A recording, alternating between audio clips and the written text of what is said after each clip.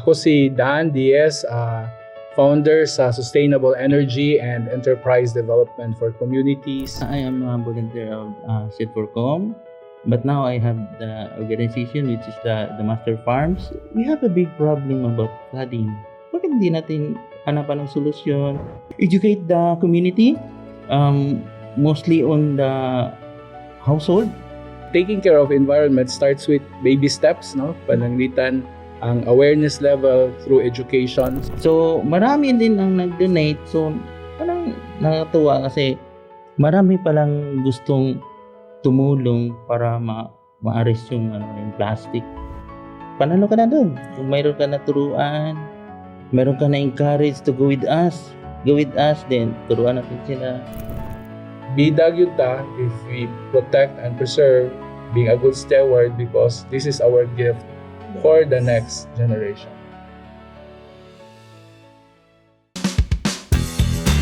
Mayong adlaw mga ka-wellness, I'm Mara, your host, and welcome to Beta Talk Season 3.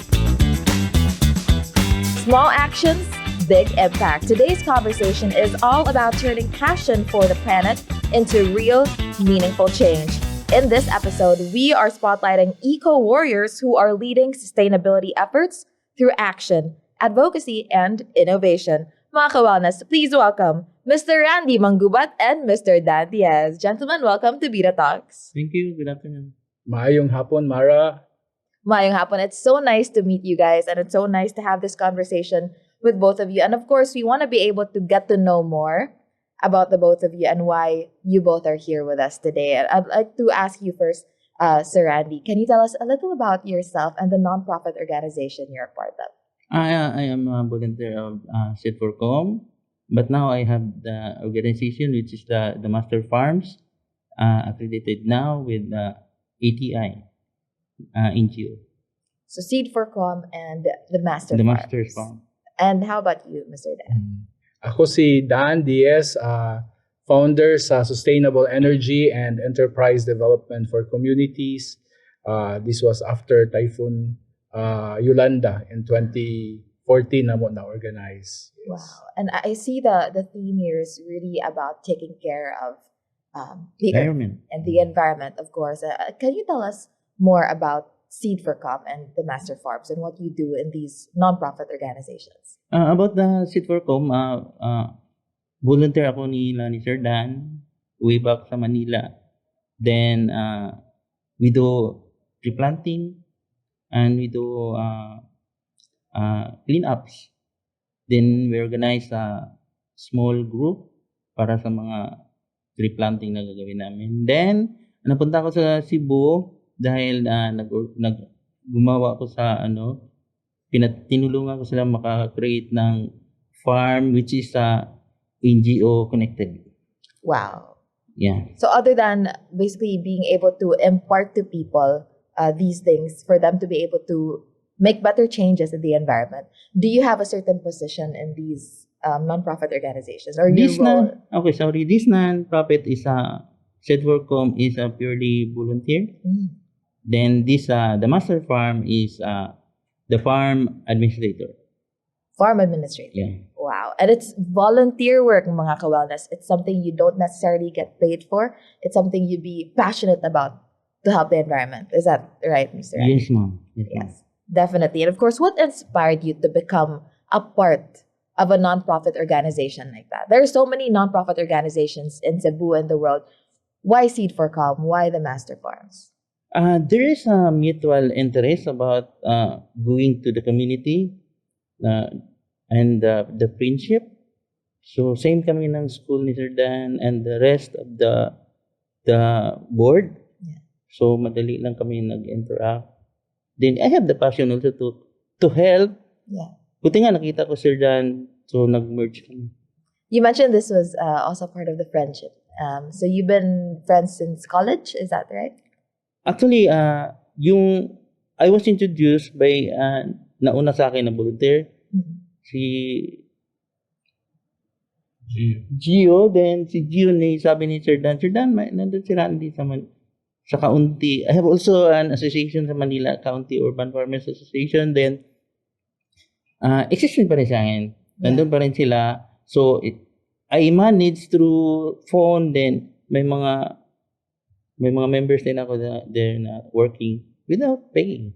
Wow. Without Wow. paying. I'd like to ask Sir Randy, because a lot of people advocate for so many things, so many themes these days. There's mental health, there's physical fitness in your part that's caring for the environment. Did this start at a very young age, or have you been very, very passionate about it? At maybe was there a turning point in your life that made you want to be passionate about what you're doing for the environment? We have a big problem about flooding. So, to dig more, tinitingnan natin how the flood, why is there's flooding. So, nag-clog yung drainage. So, what's the causes? So, makikita mo na nabarahan ng mga plastic. So, bakit hindi natin hanapan ng solusyon with the same idea with Sir Dan? Sabi ko, Sir Dan, ano kayong gawin natin doon? He is more, malaki kasi yung exposure niya. Ganitong gawin natin. So, we work hand in hand. Before, sa Manila pa ako. So basically, it's not something that you carried when you were a child. It's more of looking for the problem. You see the problem and you want to create a solution for the problem True. in the environment. That's actually very, very commendable. Not a lot of us are very aware of it. We know there's flooding. We know there's trash wherever we go, but we don't necessarily do anything about it. And the things that you both do as eco warriors are very, very impactful. And of course, because you guys are here and this conversation is going on, we want to be able to know more so we can actually help as well. Because it's one thing to learn about it, it's another thing to volunteer and help out. Right? I'd like to ask you again, Sir Randy, what does being an eco warrior mean to you personally? So, kailangan mo talaga mag-create ng something like a change of environment, like helping like tree planting. You have a concern on the environment. So, kailangan mo talagang reach out. Paano mo siya gawing maganda bilang steward ng sa mundo. Yes. A steward of the earth. I really like that. There are so many environmental problems these days. We cannot just pinpoint one, right?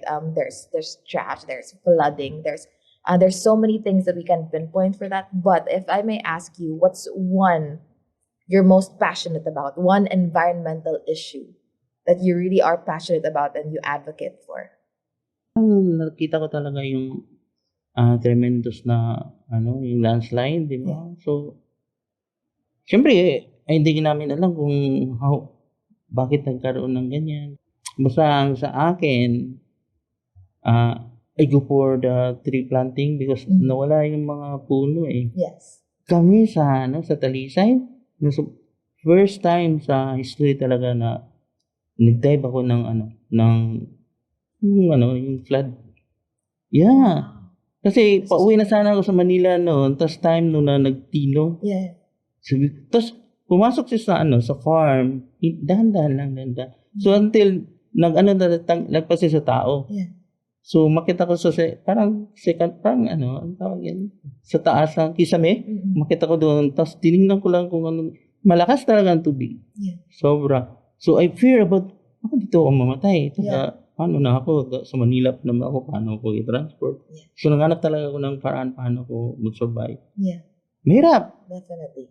There were so many families affected during that time. Sa Talisay, sobrang dami. Grabe. Yes, and fatalities as well. And I see why you are advocating for it. Landslides, and you mentioned having lost homes as well. And you mentioned tree planting. So for ordinary citizens like us, in our own little ways, and since you're passionate about this environmental issue, other than tree planting, what else can we do to help out? Educate the community, mostly on the household. Turuan talagang pag-segregate.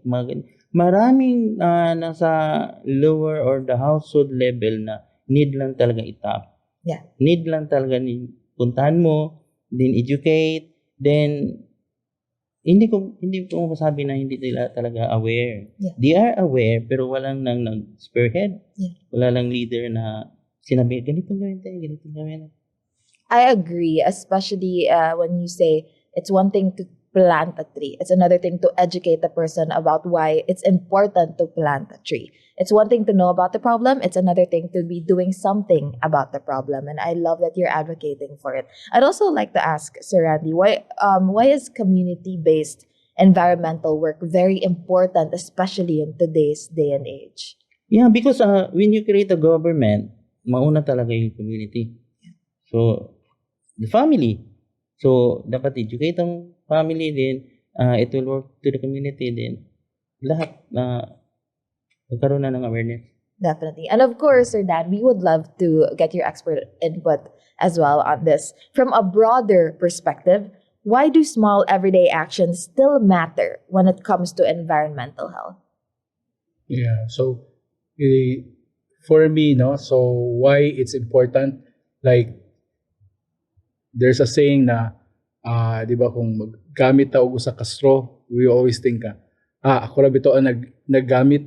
Then, we know na the straw, wala siya ma-recycle ba, wala pa yung industry sa Cebu. So, assuming, ang tibuok population mo gamit, so daghan kayo, magproblema ta. So taking care of environment starts with baby steps, no? Pananglitan ang awareness level through education. So sakto ang ginabuhat ni Randy sa community involving young people. In fact, sa the Master's Farm na siya volunteer po dito, they are also training na farmers, even karon virtually nag-training po sila og black soldier fly to address kana bitong atong food waste. Yeah. Kay moingon man lang gihapon nga we solve our household kanang 50% are malata, pero unsay paagi pag dispose or pag compost. So we provide solutions and tapping experts in the field, and then kanang buhaton sa kada balay. So ang idea here is what we've learned from our volunteer program, through training, through camps, or even atong gina-host sa the Master's Farm, ilang i-apply.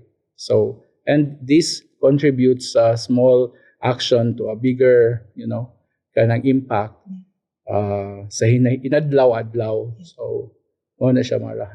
Sakto na ang imong giingon na why it's important to contribute to small and make it big in total. Yeah. Ganan giko sa mga Sir Dano, because you both are advocating for it. You're passionate about it. But dili na siya mudako ang impact, dili siya mo broaden if wala pud ang participation sa uban or sa kami ordinary citizens. So it's wonderful that we get to be educated about it from no less than both of these guys here, these gentlemen right here. I'd like to ask you, Sir Randy, what are some common habits or practices that people think are harmless but actually have a bigger impact on the environment? Yeah, about plastic.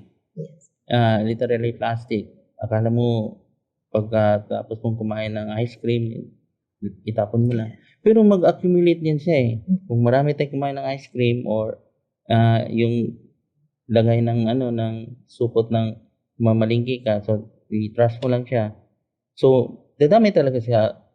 Akala mo hindi siya magkaroon ng impact. Pagka sa dadating ng panahon, pero makita mo talaga siya na nag-plug talaga siya sa drainage. Yeah. Yeah. It's a big environmental impact. Other than that, yung tao kasi, like most of us, sometimes we're not aware. We don't think about it anymore, diba? Like it's a normal thing. We throw our trash. We don't before we were very strict with the biodegradable and non-biodegradable. Karon dili na siya, tulo na daw nakabook ang trash bin. Biodegradable, non-biodegradable, wa kasabot. Mao na daw na siya karon because lately ang mga tao naanad na manggod. Okay ra bito, di ba mo tan-aw. Di ba tayo sa tanaw nga akong gilabay sa biodegradable ang dapat na as a non-biodegradable. Yeah. What are some common symposiums or mga roadshows siguro nga inyong nabuhat na before about, segregating? Maybe have you done mga classes or talk to young ones about proper segregation of garbage and stuff like that? Yeah, on the plastic side, si Sir Dan talaga nagturo sa akin kung paano siya i-arrest para i-keep. Mm. So, sabi niya, Randy, gawin natin ito sa EcoBricks. Actually, ito yung sample ng EcoBricks. Wow. So, sa Manila, so nagturo kami nito. So, ang ano namin, ang counterpart namin, turuan ako sila, then, ang nagawa nila, i-donate nila sa kaunti, kasi may project kami doon na perimeter fence sa EcoBricks. Mm. So, marami din ang nag-donate. So, parang nakatuwa kasi marami palang gustong tumulong para ma-arrest yung yung plastic. Only that need nila kung asan nila i-donate yung mga ginagawa nila. Mm. So ngayon medyo palaki yung fence namin doon, which is 850 square in the middle of the busy street. Wow. Yeah. Wow. Commonwealth area. Wow. That's Tapat huge. talaga siya sa Sandigan Bayan. Yeah. That's mine. Wow. Yeah, that's mine. Wow, and kudos to you, Sir Andy. But earlier you mentioned the EcoBricks, correct? Yeah. Can you tell us about this? Like, what is inside? Like, what is it supposed to do? What is its purpose? So, for those of us who might not know. Yeah, I know you didn't know this one. So ito, yung mga plastic, normally tinuro ko to sa dahil Sir Dan. Siya kasi yung nag-mentor sa akin. Hindi ko alam to eh. So, pagturo niya sa akin, etong gawin mo. So, tinuro ko rin sa mga member ko. So, sabi ko, collect natin to, tapos i-ano natin siya.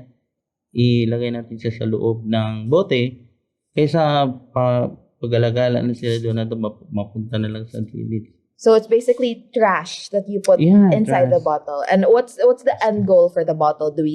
Is this for decorative purposes or do we sustain them? Like what's the goal for the bottle? This one, we have the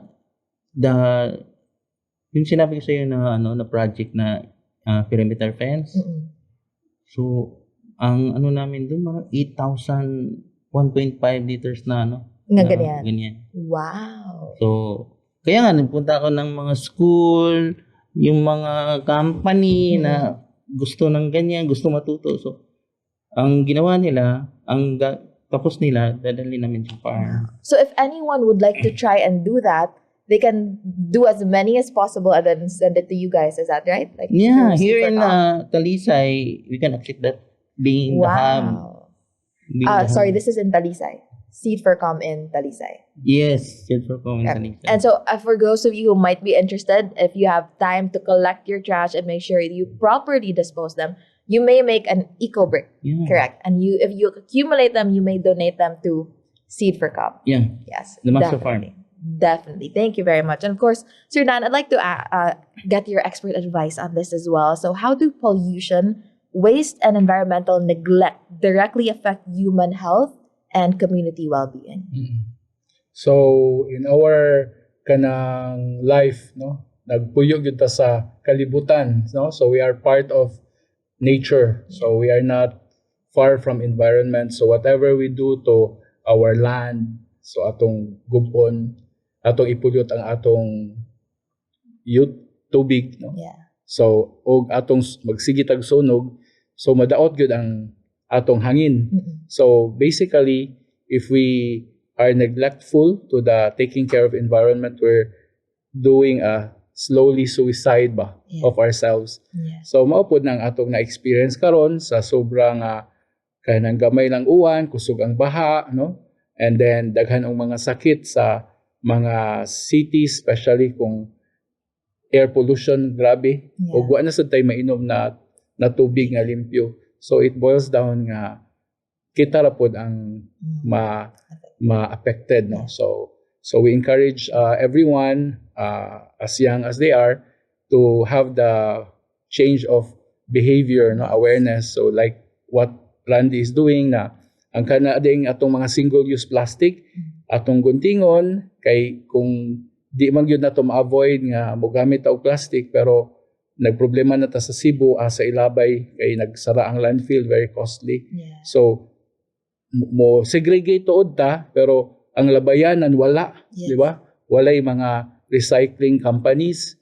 So mas maayo nga mag-avoid ta as much as possible or guntingon nato atong ihimong eco-bricks. We always conduct training and then mahimo siya green space like in Bacolod, dunay nahimong classroom ang wall gi-substitute og kanang instead of hollow blocks, di ba?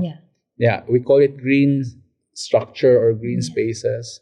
Eventually, kung nanang mga factory nga recycling, pwede na po na siya in the future ma-convert to any material. Yeah. Pero wala tay kuryente, wala tay machine. So we'll do a diversion of plastics to the environment by making eco bricks. Wow. And this is something na dili lisod buhaton, especially if kami ordinaryo lang. We don't have to have special resources or bakina or unsa, because these are trash. These are things that we see and we use every single day. And if we incorporate it in our daily lives, why not? We can donate a lot of eco bricks, diba? I'd also like to ask you, Sir Dan, what are some of the biggest challenges you faced when you started promoting sustainable practices to people? Well, ang buras siya og going outside kuan ba kanang moadto ta og moon, di ba? You need a lot of special effort to kanang contradict sa gravity. Yeah. So, at least murag primero lisod, pero kung everyday buhaton, makaya ra masayo na siya. So it becomes a daily habit. Yes. And nindot pod kay naaman sa tay mga friends, families, and makita pod na we can be a good model or an influence sa ilaha to change also from the bad things or indifferent baron sila, di ba? Yeah. So mo uban na ron sa paglimpyo or mo join sa program sa IPI sa eco greening program, di ba? Especially sa Samoa, we're also thankful for IPI to make us our kanang partner for the greening, and we tap our community farmers in the coastal areas and in the upland to plant in their area. I love that. Hangi ko kay the way you say it, Manggod, in our daily lives, if we keep doing it, it becomes a habit. And if it becomes a habit, then we continue to contribute to for the good of the environment. They say lately, karon mga Gen Zs, there's this term that they call neuroplasticity, diba? And according to my research, I've been nerding out about this because they say neuroplasticity is the brain's ability to rewire itself through repetition. And if we do something like this, we are aware and we repeatedly do good things for the environment, or segregate our stuff, or make eco bricks, we make a good habit out of it. And you know what good way to make good use of those habits than contribute to your advocacies, to your passions, right? Sir Randy, I'd like to ask you as well, have you ever felt discouraged that people did not immediately understand what you were advocating for, or that sometimes siguro mga tao walay sila'y paki? Have you ever felt discouraged about that before? No. Because lahat ng tao nga need lang nila ng leader. Need to be top. Itong gawin natin. Naghintay lang talaga sila na reach out. So not discouraged. No. So despite some people maybe saying negative things about it, you still continue to push through. Yeah, it's a passion. What motivates you other than, for the environment? Is it the friends? Is it your family? Do they also motivate you to do it? Actually, I love my family. I love my kids. Gusto ko pagdating ng panahon, lumaki sila, makita pa rin nila kung ano nakita ko sa when I was younger. Kaya dapat kung anong ma-preserve natin for the family, for the friends, for the people, dapat i-preserve natin. Yeah, definitely. And it's like leaving a legacy also. You're leaving good stuff for the future generations. I definitely agree. Sir Dan, I also like to ask you, diba daghan jud kay tao, it's one thing to teach us. It's one thing to educate people about it. Sometimes sa sugdan ako today, ug magkapoy na dahil kanang napulan na dayon din sa mikibaw mo, segregate or not make good use of the trash that we have at home and ana. Why is behavior change often difficult, even when people already know something is good for them or for the planet? Like, why is it hard for you, like, for people to change their bad behavior in terms of dealing with the environment? So it boils down to kuan Mara, kana bitong the idea of loving, no? You love why you love someone or why you love the planet is because you know the person, or you know that for example, magpapicture ta og outdoor, no? Nindot kay tan-awon, magpa-picture ta, mag-selfie ta. Kay it's beautiful. So we know who created it. So same with the aspect of how we can change behavior of people is really to look back of kinsa gahimo, yeah, and getting to know. The more you know, or to educate, the more you be able to love that person or that creation, di ba? So importante yun ang knowledge. So mo nang atong sakto ang Ginoo, no, ang atong brain na sa taas kaysa atong heart. so it's important na we address the education, and through learning by doing, no, so experiential. Sometimes they appreciate nga kanang moment nga, ay sakto man to, no, na mo for in my part na di man gyud ko environmental kanang engineering na field, but what made me motivate to take care of the environment kay katong batan-on pata pagsigi ta og katkat og bukid, no, and we like nature, and most of the ingon ni Randy, he's doing it because he wants also na ma-experience sa next generation ang unsa atong nakita, how beautiful Cebu and the mountain and the ocean is. So with that, kung ma-realize sa mga tao, then little they would change, but this change will sometimes dili instant ba, it takes time, but the seeds that we kaan hatag sa ila, in-nurture pa to, no? Yes. So it's not automatic. Yeah. Definitely. And this question I'd like to throw to both of you guys. Sir Randy first. How does environmental wellness connect to personal wellness and preventive health, like for you? How does environmental wellness connect to your personal wellness? Yeah, dapat aware ka, like burning some process na malangap mo, so not good for the health. So dapat bago ka magsunog, alam mo na kung good or bad ka to sa health, sa community na rin. Sure. Yeah. Like Sir Dan mentioned, we are one with the earth. So what we do in the environment directly affects us personally. How about you, Sir Dan? How does environmental wellness connect with your personal wellness as well? Yeah, so I mean, it's important na to think we cannot give what we don't have, di ba? So, murag kung we take care of ourselves, trying to discipline, trying to be good and be better. So muawas ang goodness, no? Murag sa baso ba nga sobra na kadaghan muawas, and that also spread, no, with other people. And we are all interconnected as well. So di lang ta usa, pero whatever we do also affect others. Na even as a bukid, the thing that ang taga bukid maglabay sila, they destroy sa bukid. Pero diri sa ubos maapektado pud ta, no? And unsa pud ang atong gipulyot diri sa ubos, ang mga isda nga matay wasa sila makaon. So I mean, we are also ingon ta interconnected. Yeah. Very true. Everything is connected to everything else, right? And what we do today affects us tomorrow and in the future, definitely.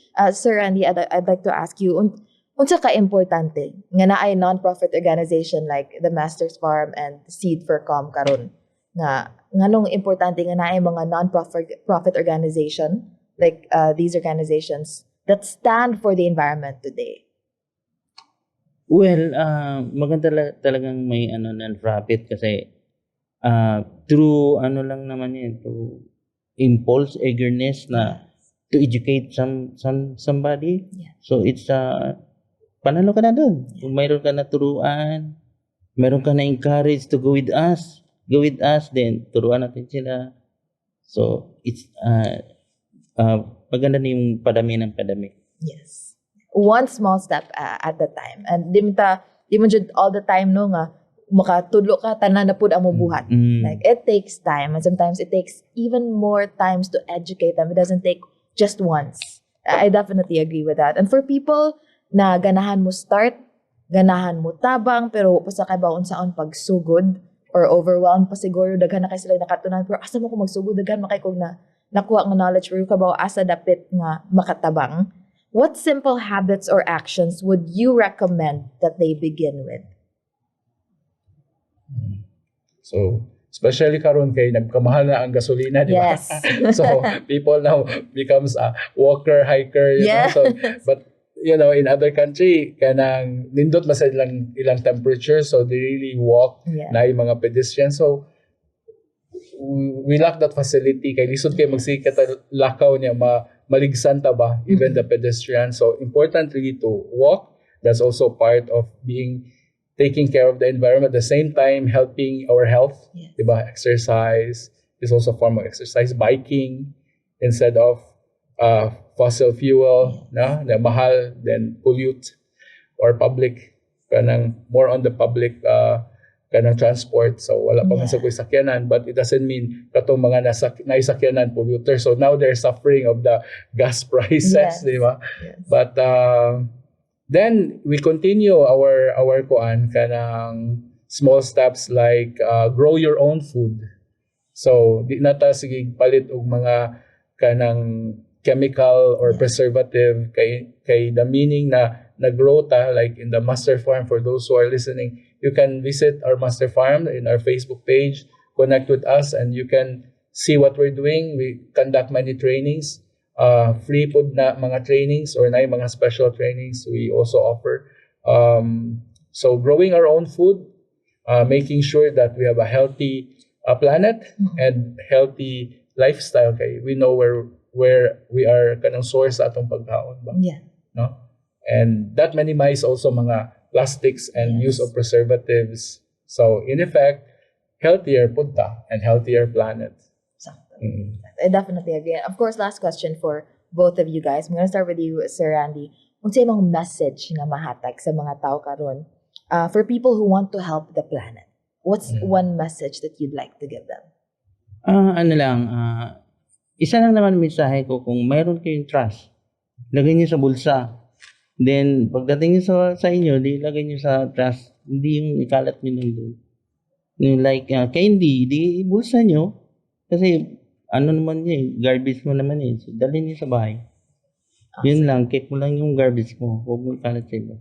Very simple. Sometimes it's very hard to do. Kaya mga gahi sa mig ulo for some time. But as simple and as small as that can create a very, very big impact. How about you, Sir? Yeah, so you mentioned it also earlier, Mara, no, na kanang throw away.